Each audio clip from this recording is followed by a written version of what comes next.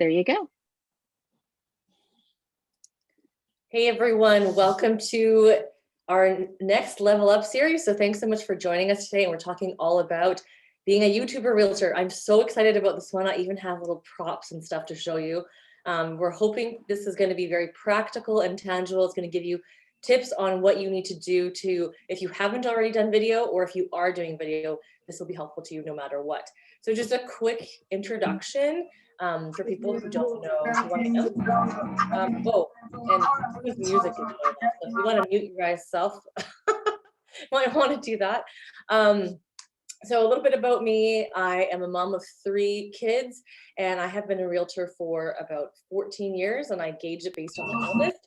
And we also, I have, sorry, I got distracted by the music.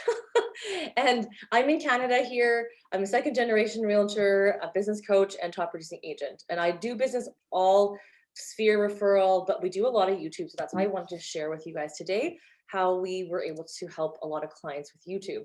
So on the agenda, we're going to go over the YouTube algorithms, do's and don'ts. We're going to talk about my YouTube growth. So it's a case study. And then I'm going to show you the tools to use to build your own YouTube channel. And I'm talking tools like practical tools and also software tools as well. So if you have any questions that you have, please feel free to ask them. If you ask them in the chat, I will take a look at all the questions at the end, and then you guys can also unmute yourself and ask questions as well. All right, so YouTube algorithm we're going to talk about real quick. So if you have seen any sort of YouTube stuff, you know that YouTube just is owned by Google, and YouTube has an algorithm just like Facebook and Instagram and all that stuff. So you want to learn what YouTube likes. I started my YouTube channel almost about 6 years ago when Tom Ferry told me, hey, everyone needs to get on video. And I just threw videos up there, and I wasn't getting any traction. I wasn't gaining a ton of subscribers. I wasn't getting a ton of views, and I didn't know why. So you need to understand why YouTube likes your video.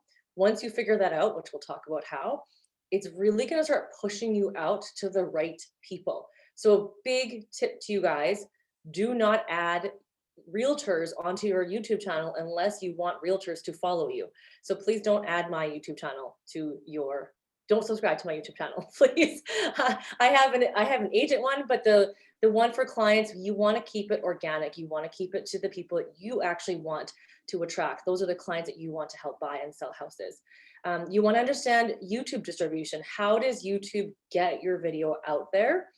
You need to research what to record. So I will show you in a little bit what tool I use for recording, and we do use keywords.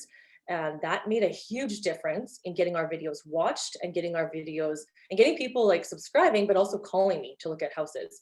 Film longer videos. This is not TikTok. It's not Instagram Reels. It's not Facebook. YouTube wants long. And the reason they want long is they want not necessarily your channel to succeed. They want YouTube to succeed. So they want the people on YouTube to stay there forever. So I'm sure you noticed that you were doing some research on something, and then an hour later, you're watching some random cat video. Well, that's all part of the YouTube algorithm. They're trying to get you to stay on, and they're trying to throw things in front of you that they think you're going to like. So you want to make sure that you're doing that.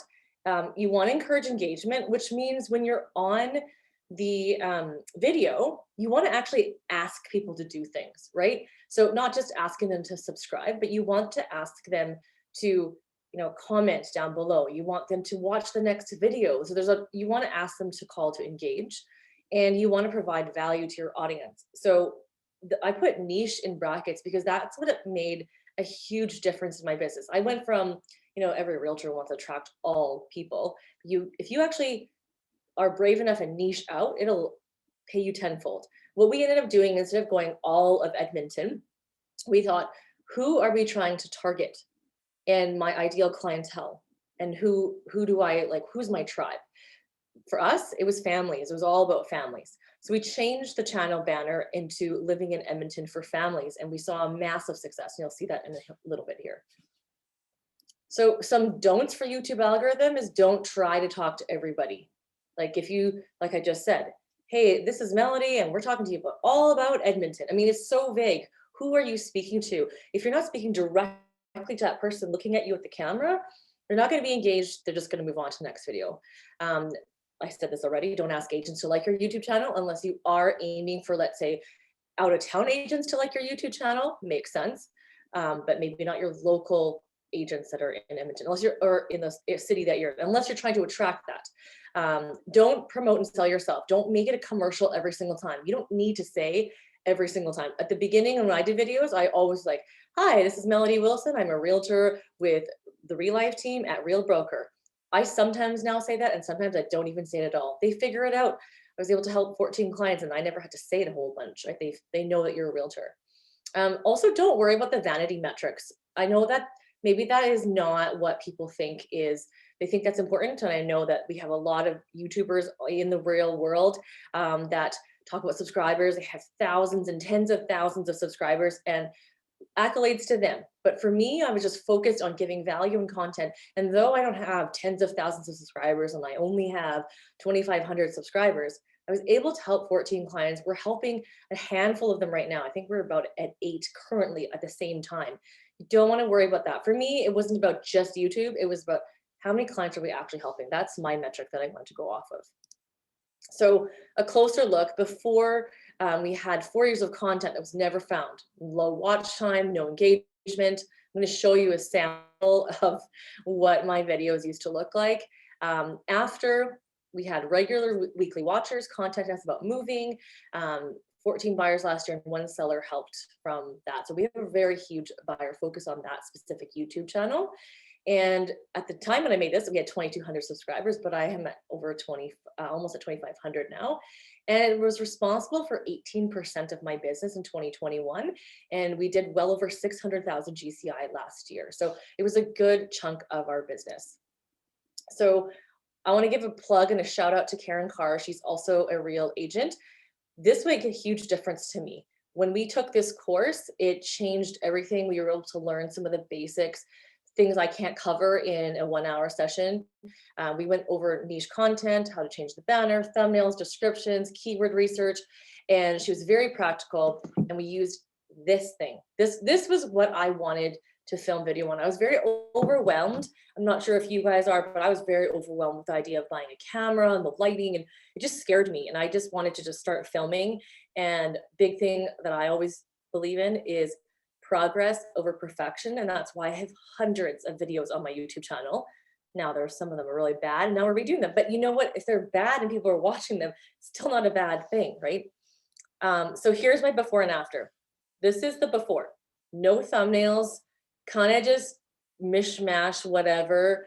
It was not great. Like, we would put a once a listing sold, we'd put like a sold little banner. We had no idea what we were doing. You can see very blah. I actually paid for someone to do my real estate stats. So I was filming on a green screen. It was a white background. And I was reading a teleprompter. It was the first time I did video. So you can see my face is quite serious. I found it really challenging to read. I had to remember to read the teleprompter, smile, over enunciate, all this stuff. And I felt super uncomfortable. And people say, well, you're so natural at it now, because I've been doing it for 6 years. The more you do it, the easier it becomes. So if you take a look at our after channel, you can see the thumbnails have changed a lot. We have playlists. So this is my moving to Edmonton and neighborhoods in Edmonton.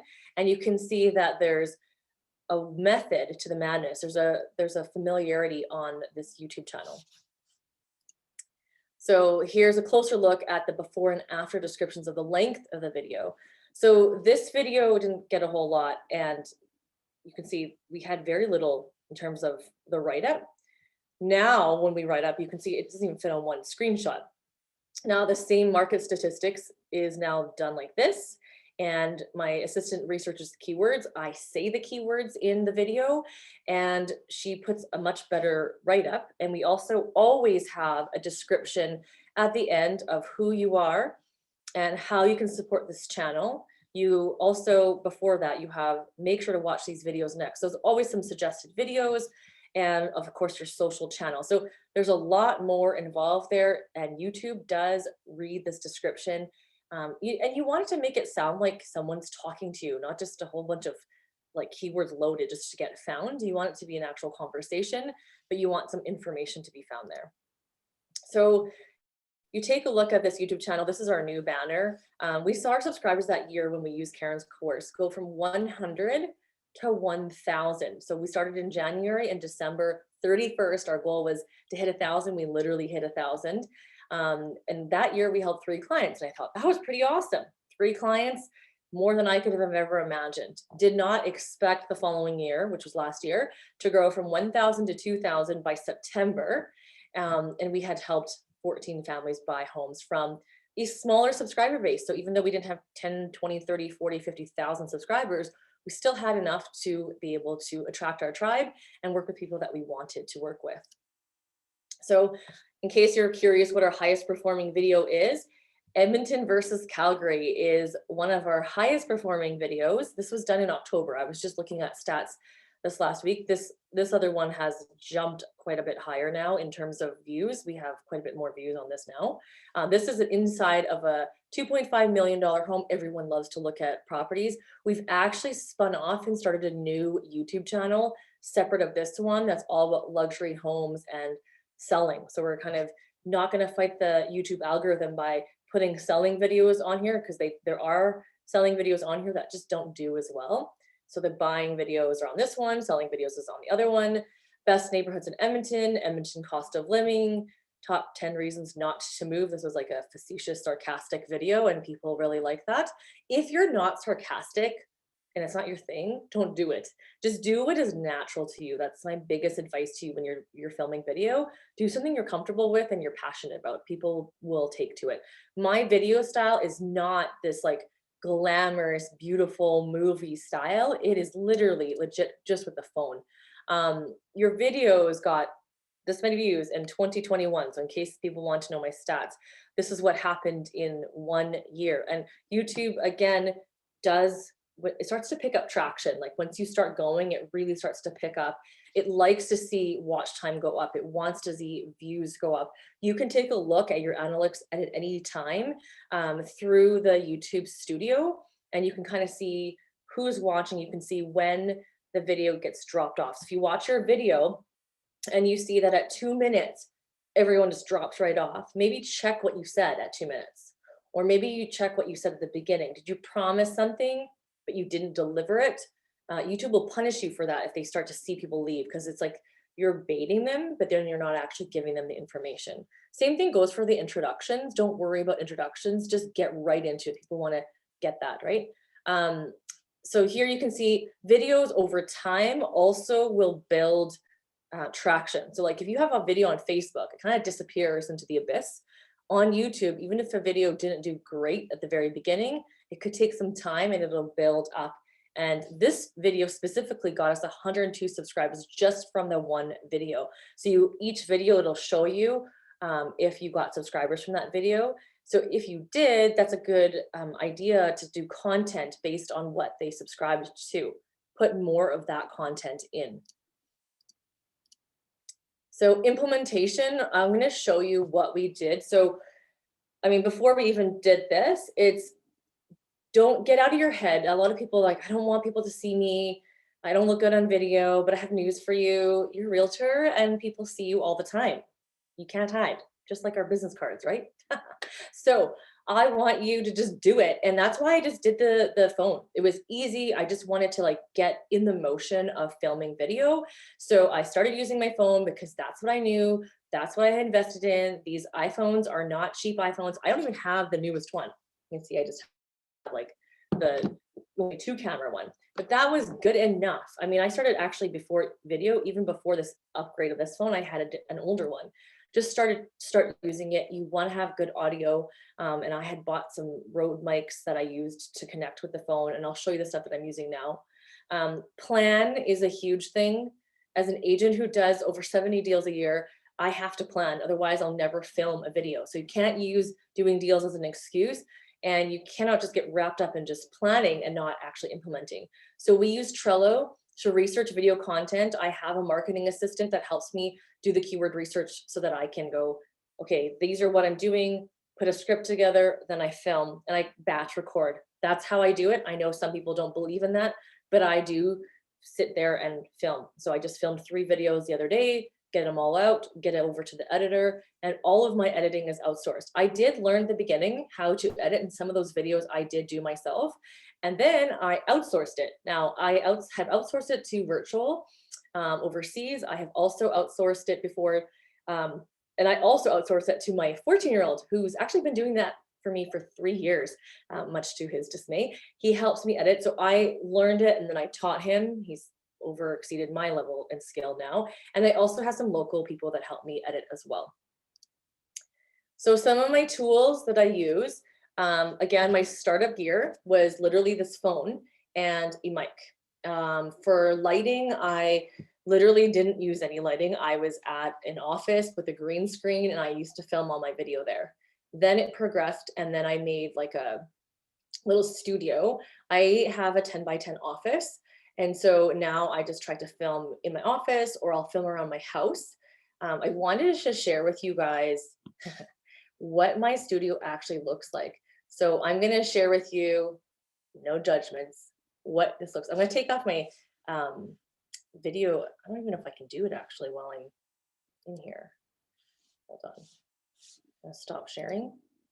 And I'm going to show you what it looks like behind the scenes. This is my new setup. Let's turn this off. Ta-da! It's a big mess. So in the back there, that's a moving blanket. That's my sound dampening blanket. I just put that up. I didn't used to have that. I literally had crappy audio before. I had a mic with a cord that like ran through and you could see the cord on the video. It looks so bad, but hey, people watched it. I had that same moving blanket on the floor. So that's sitting on the floor to also, because I have hardwood in my house, so it just bounces everywhere. I used this a lot before. This is the Osmo mobile thing. A lot of people don't even use this anymore, but I use this to record. I used to just sit there and it would record. Oops, I should not do this. It's not gonna let me share anything. I used to just put, it like has the phone on here and it's auto and it'll actually track you. So if you wanna walk, it'll walk with you. Walk without you. I used it for Facebook Lives. Now I use it, well, I don't say, my son will record me in a virtual open house and we'll walk around. So we'll use that. There's a little stand, I think the stand's like 20 bucks or something on this. And then it just goes in, the battery is like this tiny little thing. And I just have 2 of them so that if in case it dies, but it literally auto calibrates to your phone. So that's what I use at the beginning. Then the YouTube channel did so well. I'm like, I should invest in some stuff and up my game. So now I have a camera. It's a Sony ZV-E10. Lots of our real agents use this. So I'm wearing like black and then you can't see this. So this is the camera. This thing is a screen that kind of folds out. Bloggers like using this because you can see yourself here. But pro tip, make sure to look here and not here. I've done that a few times. You're like watching yourself like you would on the phone, but then it looks bad because you're not looking at the camera. I just invested in this lens. It comes with a regular lens, so I was using that before. This is a 20 millimeter lens. Why did I invest in it? Because my space is 10 by 10. So in some of my recent videos, I was like all proud of myself for getting a new camera. I'm like, I want a blurry background. So then I stood this close to the camera to try to get the blurry background. So I had the blurry background, but my head was like super massive. So I got this lens literally a few days ago and I'm like, wow, you can see like from my stomach up, which is actually kind of nice. And it looks much nicer.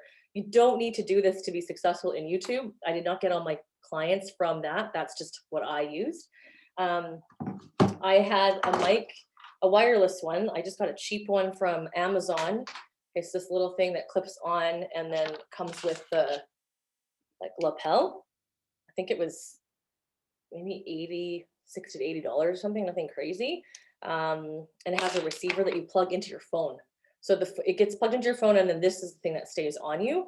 Now what I've used is the Rode Wireless Go 2 mic. So just these little ones here. One gets, oh, want to see this?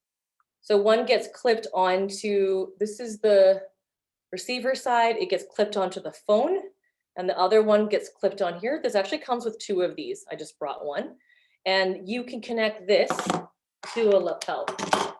So, oops. You literally just plug it in and then you could have the lapel, or you might see some of my videos and I just have this clipped right here. So you can hardly see it when you're wearing black. So this, and Rode is a really good brand, and audio is always, invest in audio before you invest in anything. If you have to pick and choose, because if your audio sucks, then no one's gonna watch it. And I didn't have lighting, proper lighting when I first did this. Like this is where I film too. So I have 2 spaces where I film. This is like, just did a little gallery thing like that. Obviously you never saw my door. And then I can't show you, but like above me is my 2 floating shelves, the light setup that I use now. And I wanted to make sure I had like a few places to film in my little 10 by 10 office, and then in front of my kitchen and in front of my like my fireplace. Now, you might be wondering, this is my new setup. I have a YouTube video that I'll send to Gina for the link. This is called the One Stand. So I don't know if you can see this, but now this is what I use, and it's got like a stand to put your like phone or your laptop right here, and you're standing here. The camera goes right there. So there's a little thing that it sits on here. It just sits like you twist it on. And then the light, it's sitting like this to balance right now, but then this light turns on. So you can just stand here. It's weighted down by some sandbags. And I love this. I found a guy on YouTube that was talking about small spaces and recording. And this has helped like a lot, because if you want to record a lot of video, you've got to have it easily accessible. And I didn't want my office to have like 3 lightings, tripods, and a camera tripod. It's too messy. I'm still working. So this has been really handy, and it doesn't take a whole lot of space. So that's what I wanted to show you guys what we're doing right now. But when I started, it was legit just this little buddy on my phone and a sound. And that was it. I just recorded. You should have seen some of the tripods I had. They were literally boxes stacked. And that's what it was. So it worked. So let's go back to the screen share. I'll go back to this. So what I also do is I told you I use Trello. So on Trello, I use it to plan all of our content. So last Saturday, my marketing assistant and I sat down and we planned out the entire year's worth of content for the 3 YouTube channels that I have. It was the only way that I could pump out video. So we talked about strategy, what the purpose was for each YouTube channel. We talked about the content, and then we looked at, for this channel, what are the videos that work? What are the videos people like? And figure that out. There's a calendar power up on Trello. So if you put a due date here, it'll show up on this calendar. So then you can visually, if you're a visual person, you can see that it's done.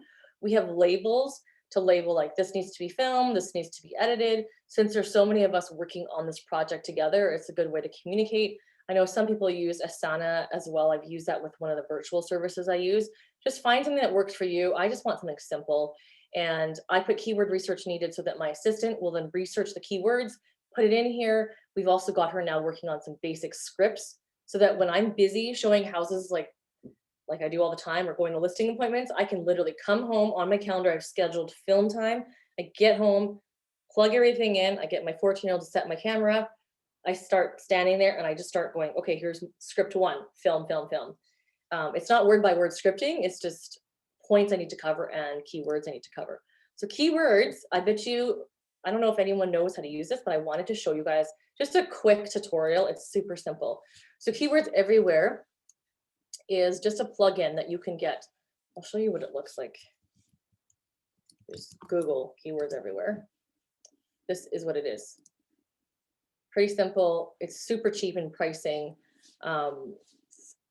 You buy a whole bunch of keywords and you can use it. So I have it up here in my little Google Chrome extension. So you click that here, and I want to turn it on now because I'm going to show you guys how to use it.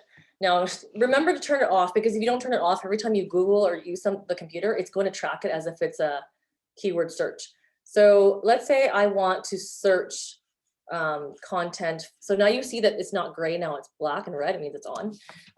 I want to look up, look, I've already been looking, luxury home must-haves. So when you do that, it shows you, okay, 10 people per month search that exact term. And here's some similar related keywords. It's really simple to use it. But what does it mean? Well, Melody, we can't see see your what you're screen. seeing. Oh, thanks for telling me, because I'm telling you, you can't see anything. All right, can you see it now? Okay, awesome. Thanks for letting me know. Okay, so this is the website, keywordseverywhere.com. There's an extension you will get on your Google Chrome if you're using Chrome. If it is grayed out, it means it's not on. So you just click it and it toggles off and on, pretty simple. You wanna make sure to keep it on so that you're not searching everything when you're not meaning to search it. And then I literally just typed in luxury home must-haves. And then it just shows me in my Google, 10 per month, search this. Here's the related keywords. Here's what everyone also searches for, and some long tail keywords. Now, 10 is not good, okay? I'm gonna show you one that's a little bit more. Edmonton cost of living. And remember, realtors, we have this our own realtor speak. So we're trying to find non-realtor speak. We're trying to find what other people are actually searching, because the whole thing about YouTube and finding clients that are going to want to use you, you got to find them. So this is how you find them. Make sure you track the right keywords. If you are developing a YouTube channel and you're less than 1,000 subscribers, try to get keywords that are like under 500 per month. You're not going to rank if you try to do that. If someone who has like 20,000 subscribers, they have some huge weight. They can play around and they can compete with the people who have higher searches. Honestly, the biggest tip we had, I think, was we used like around 100 when we were first starting off, because we didn't have that power to do that. So you can see Edmonton cost of living had 480 per month. CPC is cost per click. That doesn't really concern you, but it does tell you how much people pay for this search term. And competition is another thing you need to pay attention to. 0.04, basically 1 is like 1.0 is super competitive. This is actually not that competitive. If you look at cost of living in Alberta, it's even lower competition, a little less cost, same amount of volume. So this is a good number. 210 is a good number. 50, meh, not the greatest, but like, again, like you can get 100, it's good. When it says 0, I still don't understand this, because it still says people search it, but yet it says 0. I think it's just a lower tracking one, and we don't tend to try to use these. So you want to make sure that you say cost of living in Alberta or Edmonton cost of living in the first 10 seconds when you're talking in that video. That's really going to help you rank. Video doesn't have to just be on the text. They need to hear it too. YouTube does listen to you that way. So that's a very simplified version of how to use keywords everywhere. It's not actually that hard. There's a lot of different things you can do to search keywords. I know there's TubeBuddy that we had as well, but we just found that when we followed this, it worked. We've tried other ones before, and sometimes it just didn't seem to work. You can also see like the trending data and how it kind of like goes up and down depending on the day and the time and all that kind of stuff. You can do all time. And you can see that it was searched a ton in 2003 and then it's dropped, but Edmonton cost of living is one of our top watched videos. So that's the keywords everywhere. Do you guys have any questions about that at all? Because I'm going to search back to my presentation.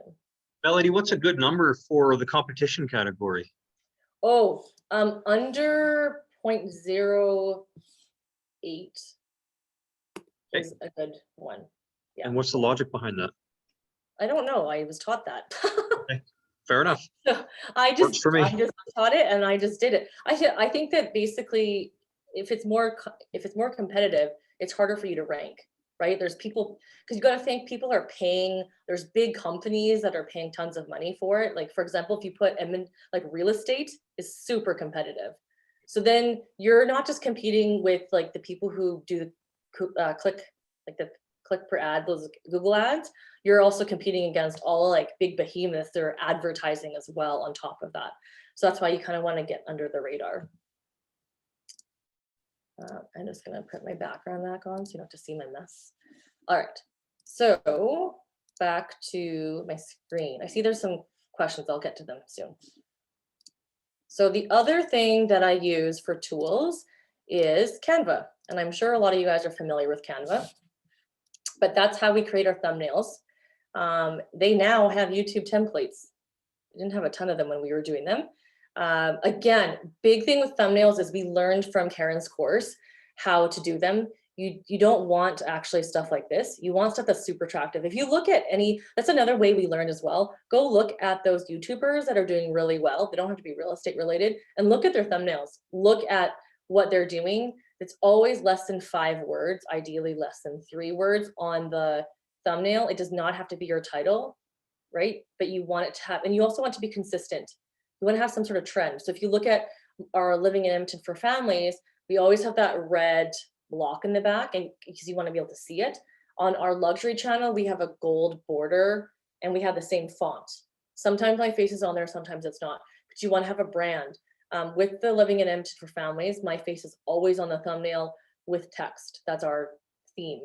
The background remover on Canva is amazing. So if you want to put yourself in the thumbnails, it's so easy. What I do on occasion, probably every 6 months, go in front of the camera and just hit, what is it? You just take a million shots of yourself making weird faces, like, and a whole bunch of them. And then you just upload them into Canva, and then you've put them into a folder, and then you can remove the background and insert them into your thumbnails. That's how I do them. I don't create a thumbnail every time I'm about to put a video up. We just batch, pump out a ton of different stuff. B-roll is also on Canva. So when you go into Canva, they actually have video that you can search, not just images. So you can search up, there's actually like city specific stuff in there too. So I found we have upgraded our Canva to the paid thing, and it's more than worth it because we don't just use it for YouTube, we use it for a lot of our other marketing in our business too. So Canva has been a massively helpful tool for us. So I'm at the Q&A and I want to go and take a look at some questions here. Is there an entire new channel or a new group playlist of videos under your Living in Edmonton for Families account? Ryan, I'm not sure I completely understand the question. So I'm going to go into my actual YouTube channel so you can ask me. Melody, I was just wondering, are you making 4, like it's 4 separate accounts, one for each, you know, like your high-end listings, and then a totally separate account for your families living in Edmonton, and then a totally separate account for your other 4? Or is it just a Living in Edmonton for Families and you have 4 separate channels under that account? So are you able to see my screen right now? Yeah. Okay, so this is my Living in Edmonton for Families channel. And I have these playlists: moving to Edmonton, neighborhoods in Edmonton, Edmonton real estate housing market. By the way, I wanted to get rid of this, but for some weird reason, people really like watching these videos. And buying a home in Edmonton, houses for sale. So these are our playlists. There's more. If you click playlists here, you can see all of my different playlists. I do have a separate luxury home one. This is actually, you can feature another channel's playlist on your channel. So that's what this is. It's a playlist from another channel. So if I click into this one, this is my luxury channel. I just started this 2 months ago. I would highly recommend when you're starting, if you haven't started it yet, just do one first. I'm only doing another one now because we feel like we got good traction. We know what we're doing on the first one, and we want to implement that into a second channel to see how it's doing. And we're already picking up a lot quicker traction on this one because we're doing everything we were taught from the very beginning on this one. Whereas the first one had a ton of videos, but it was like we had started learning about it in the last couple of years and just started doing that there. Does that answer your question? It makes it a little bit more clear. Yeah, I think I need to do more research into YouTube on my end just to fully understand what's happening there. Do you have a YouTube channel right now? Not for my real estate, I don't. I'm sure I've got like my own personal one. Yeah. I was kind of curious if you had like 4 totally different, you know, accounts, I guess, on YouTube, one for each of your channels, or if it was just under one, you know, under you, and then there was, you know, a break off of each 4 from there. So you're kind of controlling. Yeah, you want to have, I mean, these 2 are affiliated with the same account. And I would highly recommend just focusing on the one first. If you have a personal one, I would start a separate one for your real estate. Perfect. Thank you. You're welcome. Who else has questions? I think I saw another one. What is the name of the stand with the light and where it is from? Well, guess what? It's a whole bunch of pieces. It's not a stand. I had to order like, I don't know, like 8 different pieces, and they came over like last month from Amazon. I will put the link in, I'll get Gina to put the link as well. This video is going to be uploaded to my YouTube channel for agents, and it's called the Canadian Tech Savvy Agent.ca. If you go there, you'll hit the YouTube channel. We'll upload it there and we'll put that. It's also going to be on Real Academy too. So it's just, you can follow him. He is from the States.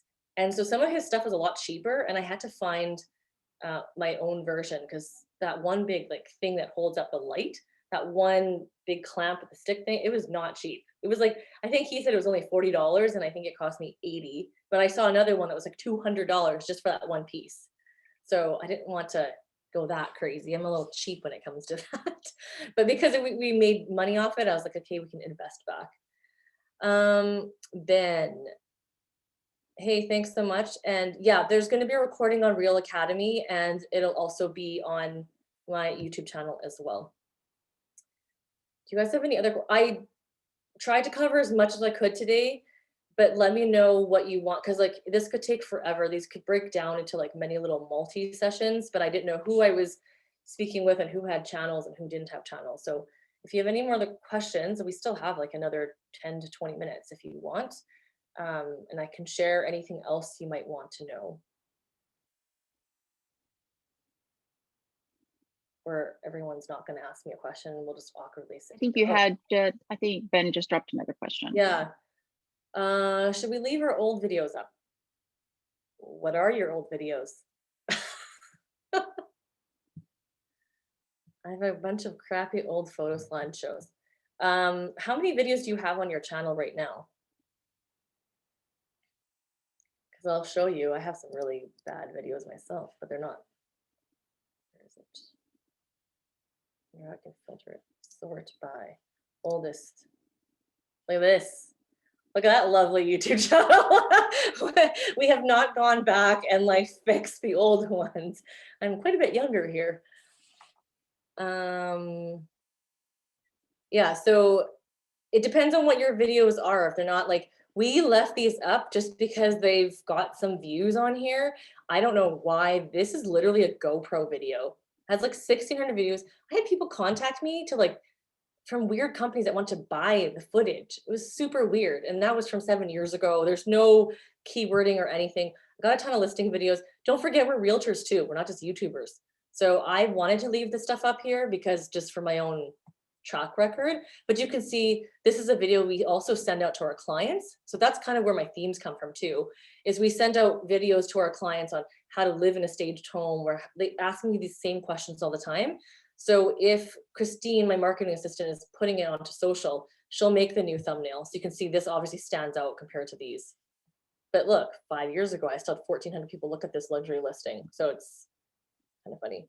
So photo slideshows, again, if it makes sense, leave them on.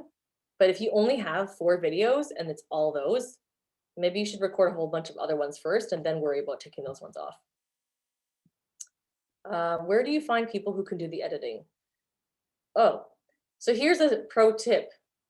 Look for wedding videographers. That was my biggest tip. They know how to tell stories, and they're typically not busy during the week. They're busy on the weekends, but not during the week. Look for video students in like your local colleges and stuff. You can also do, the company I use was Versed Look, and they have a company, or sorry, like a standard cost. It was $600 Canadian for unlimited video editing. Problem with that is that we were going back and forth so much because they didn't understand what I was trying to do. They would put the wrong B-roll in, that it ended up only being 3, maybe 4 videos a month. So you'll find someone local who will actually edit for very similar. And once you explain something to them once, you don't have to explain to them again. So that's what we did. We switched recently over to more local help. So I don't know if that helps, but those are kind of the main places that I would go to. Yeah, you can also try your hand at, honestly, try your hand at iMovie. It's like such an easy thing to do. Get your assistant to play around with iMovie just to start off on basic video stuff. Don't go crazy and get Final Cut Pro or Adobe Premiere Pro to start things off. Like if that's not your thing and you're out of your scope, don't forget you're mostly paid for being a realtor. So you need to find some help to leverage your time. Otherwise you're going to be, unless it's your hobby, like there's some realtors obviously in our real academy or real environment that really love to edit video, but that's their hobby, that's their passion. So that makes sense for them to do it. But if not, I don't think you should do that, because I think that's what overwhelms people and stops people from actually doing the video. So if there's no other questions, thank you so much for watching today. I hope it was helpful. And next month, I'm doing my level up series on social media. So stay tuned. Thank you, Bye, Melody. Bye. Bye.